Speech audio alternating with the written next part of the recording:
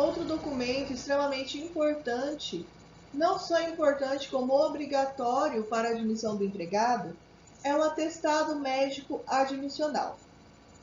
Ao ser admitido e antes de iniciar o trabalho, deve o empregado passar pelo exame médico admissional, que será realizado por um médico do trabalho, e esse exame será por conta do empregador.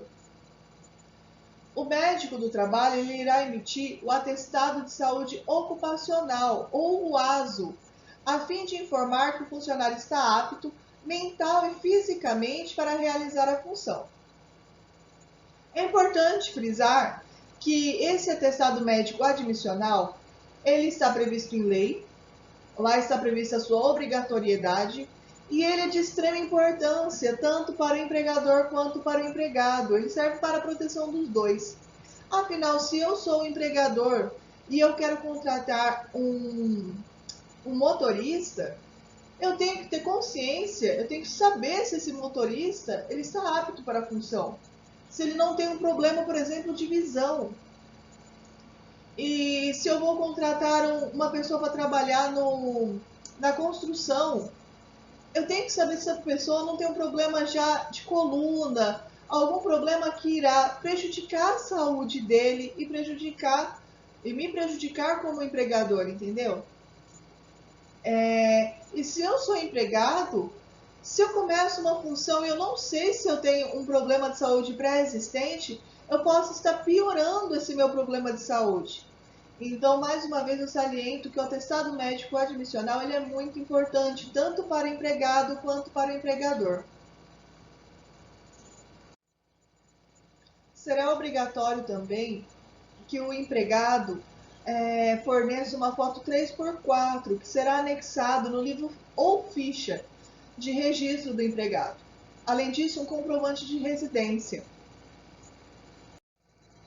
Nesse momento, voltamos a falar um pouco sobre a carteira de trabalho. Como já foi dito anteriormente, o empregador deverá requerer a CTPS, ou seja, a Carteira de Trabalho e Previdência Social do empregado, que nada mais é do que o documento de identificação do trabalhador.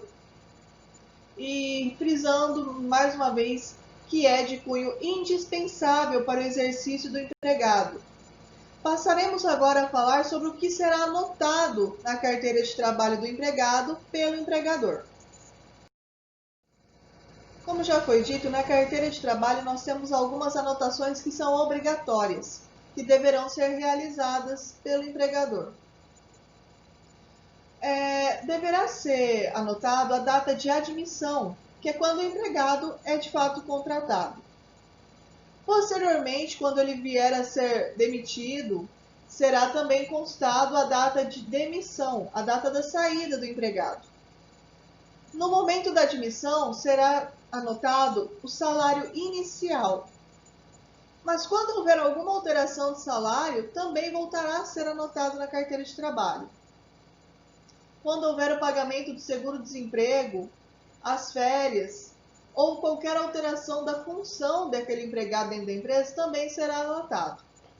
Tudo isso consta lá no artigo 2º da CLT. As anotações que nós citamos no slide anterior, ela tem um prazo para que seja feita. O prazo para realizar a anotação é de 48 horas, contadas da contratação do empregado. Vamos passar a leitura agora do artigo 29. A carteira de trabalho e previdência social será obrigatoriamente apresentada contra recibo pelo trabalhador ao empregador, que o admitir, o qual terá o prazo de 48 horas para nela anotar, especificamente, a data de admissão, a remuneração e as condições especiais, se houver, sendo facultado a adoção de sistema manual, mecânico ou eletrônico, conforme instruções a serem expedidas pelo Ministério do Trabalho. Vamos pegar alguns detalhes aqui para a gente estar analisando. Então, quando você entrega a sua carteira de trabalho, eles têm que te dar um recibo, que você entregou essa carteira de trabalho. O seu empregador ele vai ter que te dar um recibo que você entregou a sua carteira de trabalho. Aqui novamente nós citamos que há o prazo de 48 horas para que o empregador anote a carteira de trabalho do seu empregado, tá? Onde será anotado o que nós já dizemos, que é a data da admissão, a remuneração e alguma condição especial se houver. Essa anotação na carteira de trabalho, eu não sei se vocês já viram, ela pode ser manual ou mecânica, quando ela é feita no computador e colada na carteira de trabalho. Então é aceita das duas maneiras, pode ser simplesmente escrita ou mecânica. Um detalhe importante é que o empregador ele não pode, em hipótese alguma, realizar uma anotação na carteira do empregado que vise criticar ou desabonar o empregado. Imagina só, ele veio falar, escrever na sua carteira de trabalho que o empregado é um preguiçoso. Com certeza isso virá atrapalhar que esse empregado depois consiga um novo emprego. Então, em hipótese alguma, o empregador poderá fazer anotação na carteira de trabalho do empregado que vise criticar o empregado. Se vocês se atentaram anteriormente, eu falei quanto à necessidade do empregado estar levando para o seu empregador uma foto 3x4, comprovante de residência. Se ele tiver filhos, ele pode estar levando a certidão de nascimento de um filho. Então, esses dados que serão necessários na fase de admissão. Esses dados, eles serão anexados em um livro, ou uma ficha, ou um sistema eletrônico, que eu vou passar a explicar agora. O registro do empregado. A empresa que contrata o empregado ele deve possuir um livro, ficha ou sistema eletrônico de registro, que contém o nome e os dados de todos os seus funcionários.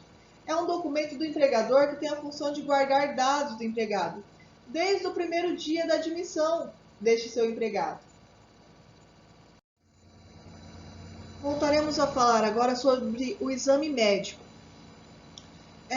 Nós falamos anteriormente que para a admissão do empregado é necessário o exame médico admissional, ou seja, antes de iniciar os labores, ou seja, o trabalho, deve o empregado passar pelo exame médico às custas do empregador para que se ateste a capacidade para o trabalho do empregado, sendo expedido o denominado ASO, Atestado de Saúde Ocupacional.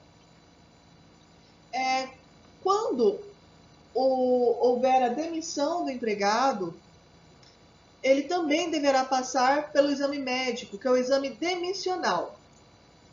Uma vez encerrado o contrato individual de trabalho, há que se realizar o exame médico novamente, para que se ateste que o empregado não esteja acometido por doença decorrente do exercício da função laboral. Esse exame, ele cumpre a função de ser uma garantia, ele protege tanto a empresa como o empregado, ou seja, o empregador e o empregado. Assim, caso seja atestado que o trabalhador goza de boa saúde, a empresa possui uma prova de que no momento da dispensa ele não apresentava nenhum sintoma de doença relacionado ao trabalho que ele exercia. Já sob o ponto de vista do trabalhador, o exame demissional lhe protege de ser dispensado caso seja diagnosticado com alguma doença relacionada ao trabalho, ou se estiver inapto para trabalhar. Isso porque se o exame atestar a existência de alguma doença desse tipo, a empresa não pode dispensá-lo até que se recupere. Do contrário, o trabalhador terá direito à reintegração do emprego. Eu posso acrescentar ainda que, se for considerado inapto para o trabalho, além da rescisão contratual não poder ser homologada, o empregado deverá ser afastado e encaminhado para o INSS para receber o auxílio-doença, ou, se for o caso, se aposentar por invalidez. Passaremos a falar agora sobre o salário do empregado. Numa relação de emprego, tanto o empregado quanto o empregador têm seus direitos e os seus deveres. Ao empregado cabe realizar o seu serviço. Em troca disso, receber o seu salário do seu empregador. Ao empregador cabe pagar o salário ao seu empregado e, em troca disso, se beneficiar do seu serviço. Cabe ressaltar que salário não é a mesma coisa que remuneração. A remuneração, ela soma o salário, mas o valor que esse empregado pode vir a receber de terceiros, que é a famosa gorjeta. Tá? Lá na apostila vocês vão ter o exemplo da manicure, que ela recebe um salário do salão que ela trabalha e pode vir a receber gorjetas das suas clientes. Essa gorjeta sempre de maneira voluntária, tá bom?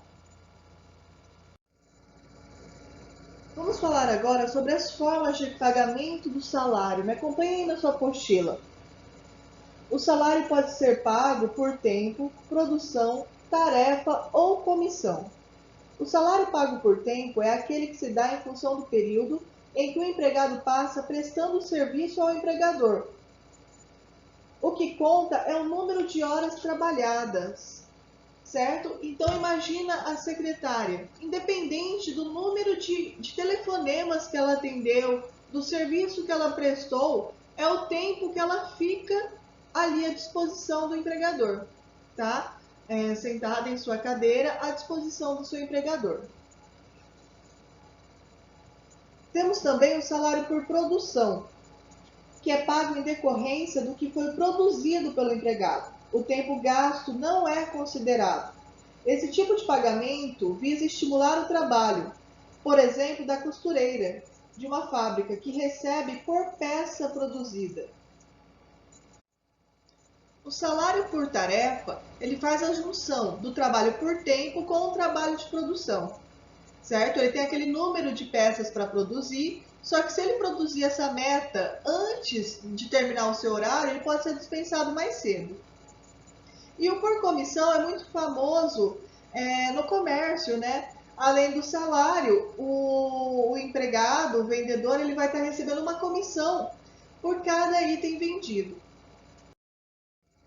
A jornada de trabalho é o período de tempo que o empregado presta serviços ou permanece à disposição do empregador no espaço de 24 horas. A jornada máxima deve ser de 8 horas diárias e 44 semanais, exceto quando há limite diferenciado em lei, em acordo coletivo ou em convenção coletiva de trabalho. Nós temos como exceção o técnico em radiologia, que ele só pode trabalhar 24 horas semanais, ou apenas 4 horas por dia de trabalho, tá? Que é o caso de vocês que serão futuros técnicos em radiologia. Vamos falar sobre o repouso semanal remunerado. A todo trabalhador é garantido um descanso semanal remunerado, a qual preferencialmente deverá coincidir com o domingo. Peço que vocês leiam com atenção a página 488 e 489 da apostila, onde estão descritos todos os direitos dos trabalhadores que estão lá na nossa Constituição Federal. Quanto aos intervalos na jornada, todo trabalhador tem direito a esses intervalos para o repouso do seu trabalho. Esse período ele pode ser usado tanto para alimentação, para descansar o seu corpo e o seu psíquico durante o seu trabalho. No período de 8 horas de trabalho, o empregado ele deverá ter um intervalo de 1 a 2 horas para a sua alimentação e seu descanso. Tudo isso durante a sua jornada. Então, é um descanso remunerado na sua jornada.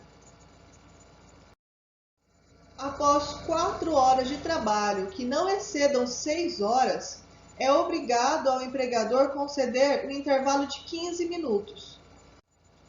E entre 2 jornadas de trabalho, 2 dias de trabalho, existe a necessidade de haver no mínimo 11 horas de intervalo, tá? 11 horas de descanso para esse empregado.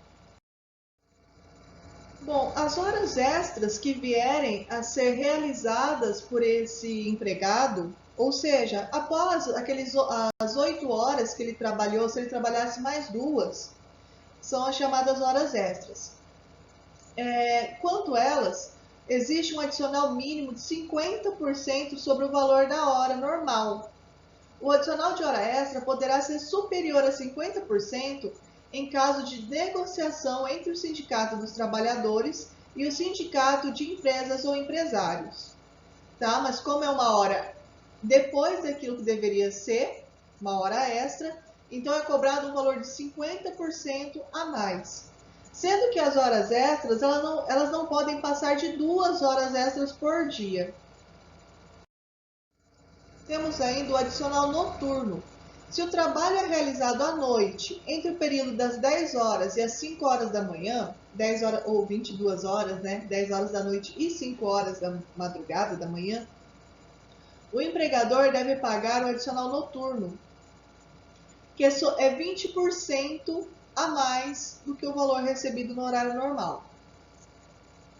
Aqui, valor mínimo 20%, calculado sobre as horas trabalhadas. Hora noturna, considera-se que tenha 52 minutos e 30 segundos e não 60 minutos. Ou seja, ela é reduzida, o horário da hora noturna é reduzido e tem um valor pago de 20% a mais sobre as horas trabalhadas. Passaremos a falar agora sobre a estabilidade no emprego. Tem estabilidade no emprego aquela pessoa que sofreu um acidente de trabalho. Esse não pode ser mandado embora. O dirigente sindical, enquanto ele estiver no cargo de dirigente sindical, ele também não pode ser mandado embora. O membro da Comissão Interna de Prevenção a Acidentes, o CIPA, também não pode ser mandado embora. A gestante não pode ser mandada embora. Outras hipóteses de estabilidade, alguns meses após a paralisação por greve e 1 ano antes da aposentadoria, também não podem ser mandados embora. Não pode ser demitido, né? Anteriormente, eu citei para vocês a situação da pessoa não passar no exame demissional, ou seja, durante o exame médico demissional, o médico verifica que essa pessoa ela está acometida por uma doença vinda do trabalho que ela estava realizando. Essa pessoa não pode ser mandada embora. Nada impede que ela se demita, que ela não queira mais trabalhar. Mas, se for uma demissão injustificada, ela não pode ser mandada embora, tá? Ela não pode ser demitida. Nesse caso, se for uma doença que dá para a pessoa se recuperar, ela vai ficar afastada do seu trabalho, tá? Recebendo. Ela vai receber os 15 primeiros dias do seu empregador e após isso ela vai ser encaminhada para o INSS e ela vai ficar recebendo do INSS até ela se recuperar, até ela estar apta novamente para o trabalho, certo? Se for uma doença que não tem como essa pessoa se recuperar, ela está totalmente incapacitada pelo trabalho, ela poderá então ser aposentada, tá bom? Outro valor que vem a ser somado na remuneração do empregado é o pagamento do 13º salário, que pode ser pago em até 2 parcelas, sendo a primeira até 30 de novembro e a segunda parcela até 20 de dezembro de cada ano. Conta-se como mês inteiro o período igual ou superior a 15 dias, tá? Nesse caso. Todo trabalhador, todo empregado, ele também tem o seu direito às férias, que é o período de 30 dias para descanso e lazer, que tem direito o empregado a cada 12 meses de trabalho, tá? O abono de férias ou a venda das férias, né? O abono pecuniário é o nome oficial conhecido dessa venda de férias. Ele está descrito lá no artigo 143 da CLT e é um direito que permite ao trabalhador converter 1/3 do valor das suas férias em um valor pecuniário, tá? Ele pode estar recebendo, ao invés de tirar as férias, ele pode receber 1/3 desse direito às suas férias em dinheiro. As férias proporcionais ocorrem quando, ao término daquele contrato de emprego ou a demissão sem justa causa, e por esses motivos, o empregado ele não vai perder esse direito às férias, ele vai receber proporcionalmente ao período trabalhado. Passaremos a falar agora sobre o Fundo de Garantia do Tempo de Serviço, o FGTS, o famoso FGTS. Todos os trabalhadores empregados têm direito a uma conta de FGTS na Caixa Econômica Federal e é necessário ter a carteira de trabalho assinada. Vamos pegar nossa apostila agora e ver como está escrito aqui nela. O FGTS é uma conta bancária onde é depositado pelo empregador mensalmente, até o dia 7 de cada mês, o valor de 8% sobre a remuneração paga ao trabalhador no mês anterior. Não é apenas o empregado, regido pela CLT, que tem o direito ao FGTS. Os trabalhadores rurais, autônomos, temporários, os servidores públicos também o têm, além do aprendiz. Contudo, neste caso, o depósito é de apenas 2%. Quanto ao empregado doméstico, fica a critério do empregador recolher ou não o FGTS. Ou seja, para esse tipo de trabalhador, o benefício é facultativo. O FGTS só pode ser levantado pelo trabalhador em determinadas situações previstas em lei. Visa dar alguma garantia ao trabalhador, quando este estiver diante de dificuldades ou de situações excepcionais, como as que vão ser exemplificadas a seguir. Ele pode sacar o FGTS quando for despedido sem justa causa por parte do empregador. O falecimento do trabalhador, sendo neste caso o saldo pago a seus dependentes, para esse fim habilitados perante a Previdência Social. O pagamento de financiamento habitacional, quando a pessoa retira esse FGTS para o pagamento do financiamento. Quando a conta vinculada ao empregado permanecer 3 anos ininterruptos sem crédito para depósitos. Quando o trabalhador ou qualquer de seus dependentes for portador do vírus HIV ou outras doenças graves.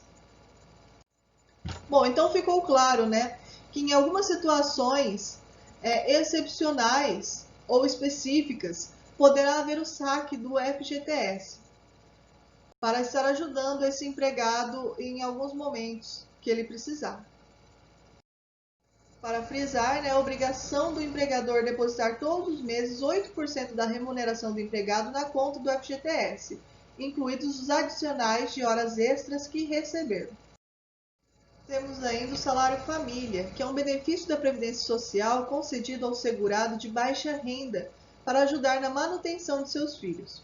O valor da cota do salário família é apurado de acordo com o salário de contribuição e é devido por filho ou equiparado, tá? Ele vai receber uma porcentagem por filho. Bastante interessante é esse tema da equiparação salarial. Lá no artigo 461 da CLT, diz que, se idêntica a função, idêntico deverá ser o salário, tá? Se o João e a Maria, eles fazem a mesma função na empresa, a mesma coisa, o mesmo horário, faz o mesmo trabalho, eles devem receber o mesmo salário, tá? Ele não pode fazer o mesmo trabalho e receber salários diferentes. Não pode haver essa distinção. Vamos ler aqui, ó. Conforme o dispositivo 461 da CLT, sendo idêntica a função e o trabalho igual deverá ser o valor prestado pelo mesmo empregador. Ou seja, eu trabalho na mesma firma, eu tenho o mesmo empregador e eu faço o mesmo trabalho do João. Eu tenho que receber o mesmo valor que ele, tá? Não pode haver a distinção de sexo, nacionalidade ou idade. Ficou claro? Não estou dizendo de empresas diferentes, mas eu trabalho na mesma empresa, eu tenho o mesmo empregador e eu realizo a mesma função do outro empregado, nós devemos receber o salário idêntico. Falaremos agora sobre a rescisão do contrato de emprego. É o rompimento do contrato de trabalho pelo empregador ou pelo empregado. Existem várias maneiras de haver essa rescisão do contrato. A dispensa sem justa causa, a dispensa com justa causa, a falta grave do empregador, que faz com que haja a rescisão indireta. A rescisão sem justa causa, ela parte pelo empregador que não tem mais o interesse no trabalho realizado pelo empregado, tá? Sem que ele tenha feito nada de errado. Ele simplesmente não precisa mais daquele serviço, ele não precisa mais daquele empregado para realizar a função que ele realizava.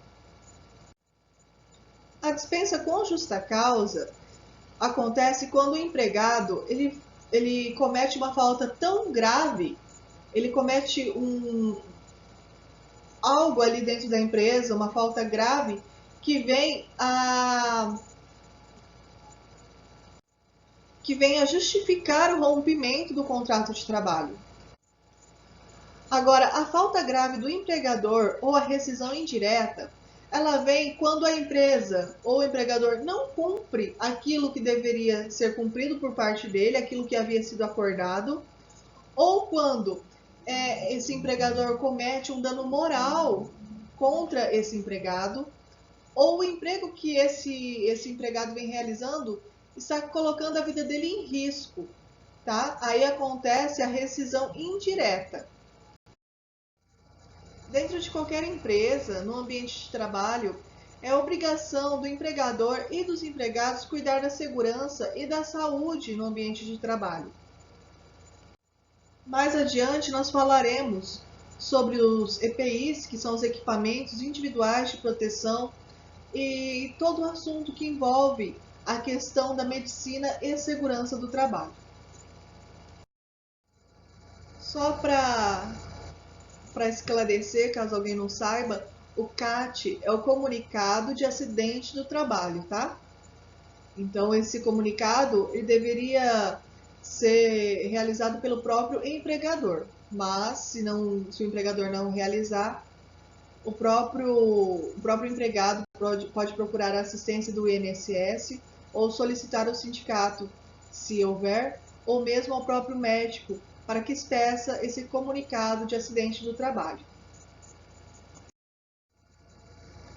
É um assunto que nós vamos tratar com mais calma na próxima aula, mas porque entra lá dentro da medicina do trabalho, mas a insalubridade ela é devida a todos os empregados que manuseiam permanente agentes nocivos à saúde. Aqui nós temos o exemplo de cal, cimento, óleos, lubrificantes, graxas, alvejantes, detergentes, ruídos, até mesmo barulho excessivo, tá? Doenças infecciosas e no caso de vocês, né, a radiação. No caso dos técnicos de radiologia que recebem radiação. No caso, o adicional de insalubridade para os técnicos de radiologia é de 40%. No caso dos técnicos de radiologia, o adicional de insalubridade já é fixado, né? Já é da classe, que é de 40%. Em outros casos, o adicional incidente sobre o salário mínimo poderá ser de 10%, que é o grau mínimo, 20%, o grau médio, e 40%, que é o grau máximo, tá? Tudo isso está lá no nosso artigo 192 da CLT. Nós temos também o adicional de periculosidade, que é quando o empregado trabalha exposto a materiais ou substâncias explosivas, como por exemplo eletricidade, produtos inflamáveis, e o adicional nesse caso é de 30%, incidente sobre o salário efetivamente pago, tá? Outro direito importantíssimo a todas as mulheres, né, empregadas, é a licença maternidade, que tem duração de 120 dias. Sendo que algumas empresas, elas participam do programa Empresa Cidadã. Nesse caso, elas dão 180 dias de licença maternidade. Mesmo que exista o parto sem vida, ainda que devidamente atestado por médico, a gestante faz jus, ela tem direito ao descanso de 120 dias e aos respectivos salários, tá? Ela vai poder ficar na sua casa descansando sem prejuízo de receber o seu salário, ela vai estar recebendo normalmente. A mãe adotiva, ela também faz jus, ela também tem direito à licença maternidade. Está lá no nosso artigo 71 da Lei 8.213 de 91, certo? Então ela tem direito à sua licença maternidade sem prejuízo do seu salário ou do seu emprego. Também temos para os homens, né, a licença paternidade, que é o direito do homem de afastar-se do trabalho durante 5 dias para acompanhamento da mulher e do filho recém-nascido. Esse direito, se a empresa estiver inscrita naquele programa Empresa Cidadã, ele vai ter o direito a 5 dias prorrogáveis por mais 15, tá? Mas para todos os casos são 5 dias de licença paternidade. Outro direito que já foi citado anteriormente é o auxílio-doença, que é o benefício que tem direito o segurado. Segurado que eu falo é o empregado, né, devidamente registrado, que após cumprir a carência, quando for o caso, ficar incapaz para o trabalho, mesmo que temporariamente, por doença por mais de 15 dias consecutivos. Por que por mais de 15 dias consecutivos? A partir do momento que é verificado a doença relacionada ao trabalho, a empresa pagará 15 dias, certo? O contrato de trabalho fica suspenso, né? Fica paralisado, ele não vai trabalhar e a empresa pagará 15 dias. Passado esses 15 dias e ele não teve uma melhora, então ele começa a receber esse benefício, que é o auxílio-doença, que já aí quem vai pagar é o INSS, tá? Bom, por hoje a nossa aula se encerra. Eu vou deixar um pensamento para vocês. A semente fica oculta sob a terra, e se desistirmos de regar o solo, perdemos a beleza, a sombra e o fruto da árvore que poderá despontar e crescer. Iniciem o processo, pois a felicidade que procuram não está no fim do caminho, mas durante todo o percurso. Cada ser humano que entra em harmonia com o seu núcleo essencial de amor, ao construir sua própria felicidade, está dando sua parcela de contribuição para a felicidade da Terra. Então, simplesmente persistam, prossigam, não desanimem, tá? A cada novo dia você está construindo a sua felicidade, está construindo os seus sonhos. Então, tudo de bom para vocês e até a próxima aula.